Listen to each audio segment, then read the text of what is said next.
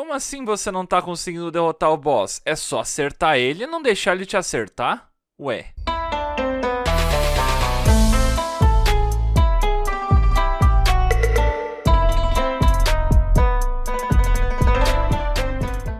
Muito bem, eu ouvi falar que tem muita gente aí com dificuldade para enfrentar os bosses do jogo, principalmente os semanais. Então nesse vídeo eu vou te dar algumas dicas para você enfrentar os bosses desse jogo, tanto dicas para cada boss quanto dicas gerais. Primeiramente eu vou te dar algumas dicas que servem para todos os bosses desse guia. Evita levar personagens do mesmo elemento dos bosses que você vai enfrentar. Os bosses do elemento ele costuma ter resistência a esse elemento ou até mesmo imunidade. Sabe aquele ditado de combater fogo com fogo? Esquece ele, mano. Tu não vai tacar fogo no fogo e esperar que ele apague. Uma coisa que você vai ter que aprender é a desviar dos ataques dos bosses. A menos que você tenha um Zhongli, né, mano? Aí você pode tomar todos os ataques na boca que nada vai acontecer contigo. Pra você desviar dos ataques é só você treinar, mano. Você vai ver o boss fazendo o ataque e você vai dar uma desviada ali. Você pode pegar uma hora só pra enfrentar o boss e ver ele fazer todos os ataques e tentar só desviar, nem se preocupar muito em atacar o boss, só desviar dos ataques pra você aprender como é. É importante você levar um personagem de cura, ou você vai usar muita comida do seu inventário.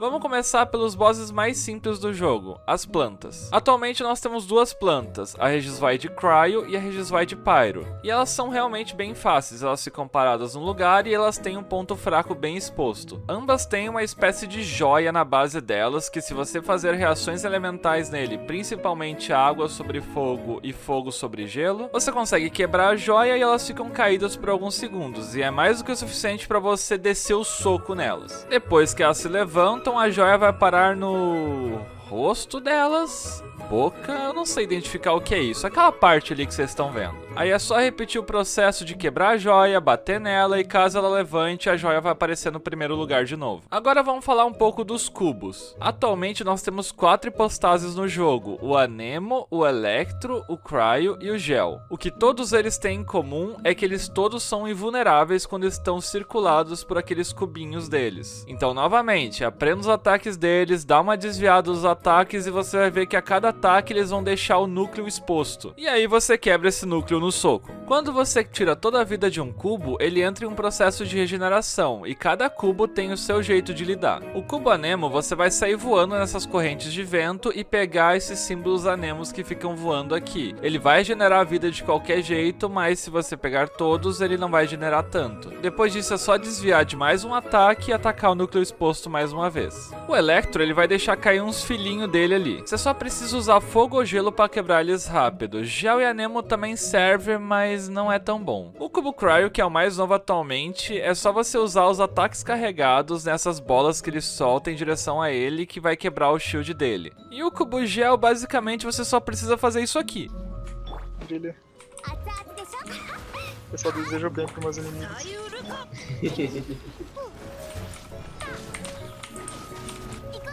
Aí.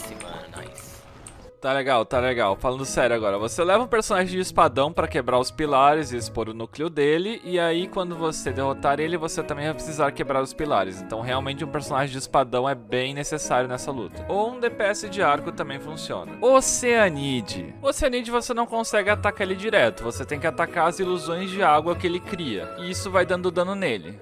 Por algum motivo que eu não sei. Um personagem de gelo vem bem a calhar na luta contra ele e um personagem que consiga acertar bichos que voam. Porque no momento que ele invocar aqueles passarinhos ali e você não conseguir acertar eles, você vai ficar triste. Que nem eu já fiquei algumas vezes. Também toma cuidado com o sapo e com esse periquito aqui, que quando eles morrem, eles formam uma bolha que dá muito dano. Então bate neles já pensando em correr quando eles morrerem. Pro Dragarto Primordial, o mais importante é você rezar pro seu deus antes de lutar contra ele. E eu espero que o seu deus seja o Zhongli, porque você vai precisar de um escudo. O Dragarto Primordial fica trocando de elemento, mas até onde eu saiba ele não recebe resistência ao elemento que ele tá, então não precisa se preocupar em ficar trocando de elemento junto com ele. Apenas saia desviando de todos os ataques, né? Como eu já falei, você vai ter que aprender a desviar dos ataques dele. O melhor é se manter ou o mais distante possível se você for longa distância, ou do lado dele se você for um corpo a corpo. Evita ficar na frente ou atrás dele. E quando ele começar a cuspir no chão, vai aparecer um aviso na tela para você usar um escudo escudo. E olha só, quem diria que você deveria usar um escudo quando o jogo te manda usar um escudo? Né, pessoa que não lê os avisos na tela? Quando você usar o escudo, você vai meio que refletir o raio do Dragarto e vai dar um bom dano nele. E se você conseguir usar um escudo do mesmo elemento que o Dragarto tiver na hora que ele lançar o raio, você vai conseguir dar muito mais dano nele. E bom, isso encerra todos os bosses do mundo. Agora vamos falar um pouco dos bosses semanais. O de Valen é de boas, você vai desviar dos rasantes dele, você vai bater na patinha dele quando ele botar no chão, e quando ele cair você vai subir no pescoço dele e bater naquele cristal ali. Se você não derrotar ele na primeira queda, ele vai dar um berro, o chão vai ficar podre e você vai ficar tomando dano. Aí você tem que voar para outra plataforma e pronto, repita o processo. O lobo pode ser um pouco mais problemático, já começa que ele tem imunidade a Cryo e a Nemo, então tu já pode ir deixando o teu Xiao e a tua Ganil aí no banquinho de reserva. A mesma recomendação do Dragarto, você fica do lado dele se você for corpo a corpo e se você for longa distância fica o mais longe possível. Lembrando que um escudo também é bom nessa luta porque às vezes é difícil de você desviar de alguns ataques dele. Mas também não tem muito mistério, ataca, desvia,